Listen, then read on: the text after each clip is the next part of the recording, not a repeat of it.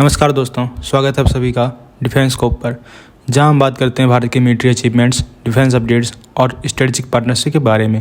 तो चलिए शुरू करते हैं बिना किसी देरी के। दोस्तों, पहली खबर की बात करें तो इंडियन एयरफोर्स का एक twin seater Mirage 2000 fighter aircraft MP के शिवपुरी के पास क्रैश हो गया।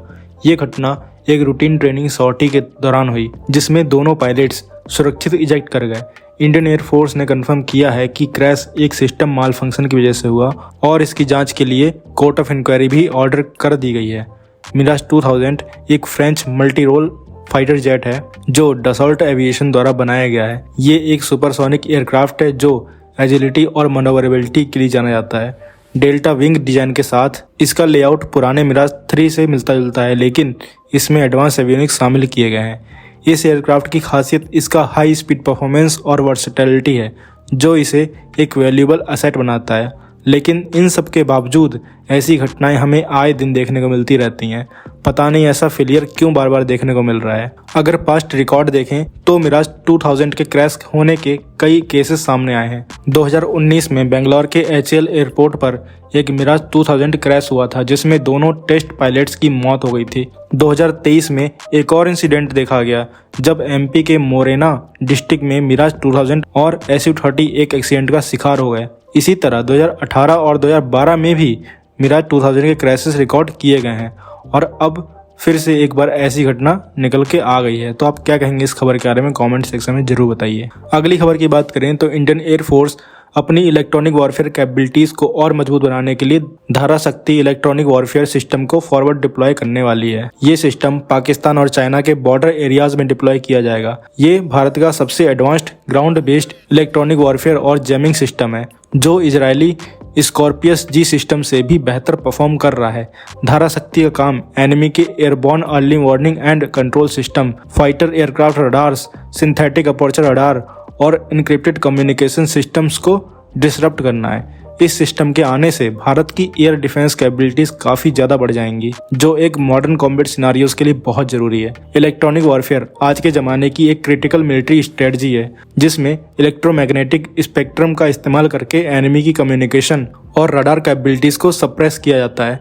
धाराशक्ति की डिप्लॉयमेंट एक क्लियर इंडिकेशन है कि भारत अपनी सेल्फ रिलायंस और एडवांस डिफेंस टेक्नोलॉजीज को डेवलप करने में अग्रेसिवली काम कर रहा है। ये सिस्टम इंडिया के एडवर्सरीज के लिए एक बड़ा पोटेंशियल क्रिएट करेगा, क्योंकि इसका एक्सटेंसिव जैमिंग और काउंटर मेजर्स काफी एडवांस्ड हैं। अगली खबर की बात करें तो तेजस के प्रोडक्शन को तेजी देने के लिए जीई ने फाइनली अपने इंजन डिलीवरीज का कमिटमेंट दिया है। इंडियन एयरफोर्स काफी टाइम से फाइटर स्क्वाड्रन शॉर्टेज से जूझ रहा है, क्योंकि अभी सिर्फ 31 स्क्वाड्रन ऑपरेशनल हैं, जबकि ऑथराइज्ड स्ट्रेंथ 42 है। तेजस प्रोग्राम इस गैप को फिल करने के लिए एक बहुत बड़ा रोल निभा रहा है, लेकिन इंजन डिलीवरीज की डिले की वजह से प्रोडक्शन शेड्यूल पे प्रेशर था। जीई के F404 इंजन, जो तेजस MK-1A एयरक्राफ्ट्स के लिए इसेंशियल हैं, उनका डिलीवरी बैकलॉग 26 यूनिट्स का है। लेकिन अब कंपनी ने कंफर्म किया है कि पहला इंजन मार्च से डिलीवर होना शुरू हो जाएगा और उसके बाद प्रोडक्शन रैंप अप किया जाएगा। एचएएल, जो तेजस का मैन्युफैक्चरिंग पार्टनर है, उसने बेंगलोर और नासिक में अपनी प्रोडक्शन लाइंस रेडी कर ली हैं। नासिक फैसिलिटीज का पहला तेजस एयरक्राफ्ट मार्च तक रेडी होने की उम्मीद है। अगर जीई अपने कमिटेड शेड्यूल पर इंजन डिलीवरी करे तो तेजस का आउटपुट जाहिर सी बात है बढ़ जाएगा। एचएएल ने तेजस प्रोडक्शन को और एक्सीलरेट करने के लिए प्राइवेट कंपनीज को भी सब कॉन्ट्रैक्ट किया है, जो एयरक्राफ्ट के अलग अलग कंपोनेंट्स जैसे विंग्स, फ्यूजलाज और दूसरे पार्ट्स सप्लाई करेंगे। अगर ये private sector supply chain effectively काम करे तो तेजस प्रोडक्शन को 30 एयरक्राफ्ट पर ईयर तक बढ़ाया जा सकता है। एचएएल के पास फिलहाल 3 प्रोडक्शन लाइंस हैं, 2 बेंगलोर में और एक नासिक में। डिफेंस ऑफिशियल्स के मुताबिक एचएएल के पास मार्च अप्रैल तक 5 तेजस MK-1A और 4 ट्रेनर्स रेडी होंगे। अगर जीई के इंजन टाइम पर मिलते हैं तो कुछ ही दिनों में फिटमेंट्स कंप्लीट हो सकते हैं। तो आप क्या कहेंगे इस खबर के बारे में कमेंट सेक्शन में जरूर बताइए। अगली खबर की बात करें तो अडानी डिफेंस का एक रिसेंट वीडियो में Russia Igla S air defence system देखा गया, जो ये कंफर्म करता है कि इंडियन आर्मी को ये मच अवेटेड सिस्टम मिलने वाला है। Igla S man portable air defence system है, जो एक shoulder launched surface to air missile system है, जो लो फ्लाइंग एयरक्राफ्ट, हेलीकॉप्टर्स और ड्रोन को टारगेट करने के लिए डिजाइन किया गया है। ये सिस्टम रसिया के रोसोवोरोन एक्सपोर्ट के साथ टेक्नोलॉजी ट्रांसफर एग्रीमेंट के तहत इंडिया में असेंबल हो रहा है। इस डील के तहत इंडियन आर्मी को 48 Igla S launchers, 100 missiles, 48 night sites और एक मिसाइल टेस्टिंग स्टेशन सप्लाई किया जाएगा। ये कॉन्ट्रैक्ट 260 करोड़ रुपए का है और अडानी डिफेंस सिस्टम के माध्यम से एग्जीक्यूट हो रहा है। ये सिस्टम एडवांस टारगेटिंग और इंफ्रारेड सीकर टेक्नोलॉजी से लैस है, जो रैपिडली मूविंग एरियल थ्रेट्स को न्यूट्रलाइज करने में मदद करेगा। अगली खबर की बात करें तो इंडियन नेवी अपनी अंडर वाटर कैपेबिलिटीज को एनहांस करने के लिए प्रोजेक्ट 76 शुरू करने वाली है, जिसमें 6 नए डीजल इलेक्ट्रिक सबमरीन्स बनाए जाएंगे।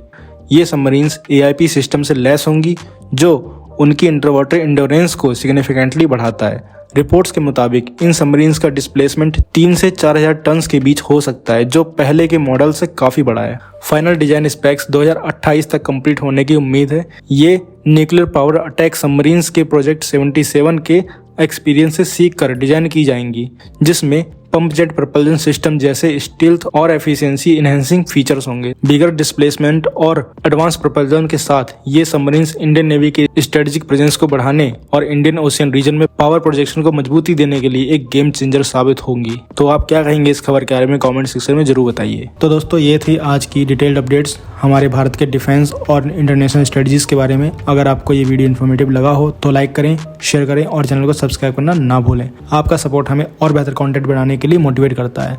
मिलते हैं नेक्स्ट वीडियो में। थैंक्स फॉर वॉचिंग एंड जय हिंद, जय भारत।